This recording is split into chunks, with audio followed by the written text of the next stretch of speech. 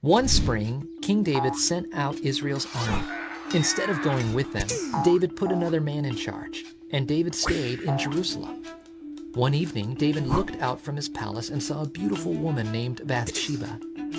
Bathsheba was the wife of Uriah, one of the best warriors in David's army. David sent his messengers to get Bathsheba, and she came to David's house. Later, Bathsheba told David that she was going to have a baby. The baby was David's. David knew he had sinned, so David made a plan to make sure no one found out that Bathsheba's baby was his. First, David called Uriah home from battle. Then David told Uriah to go spend time with his wife. But Uriah didn't think it was fair for him to relax at home while the other men were at war.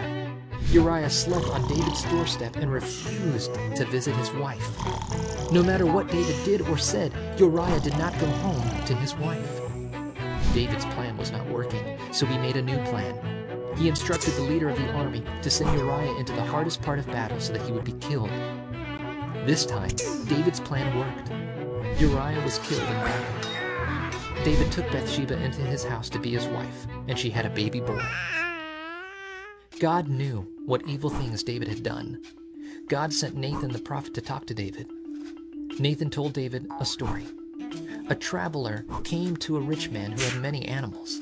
The rich man did not offer his own animal. Instead, he took a poor man's lamb, the only lamb he had, and he gave it to the traveler to eat.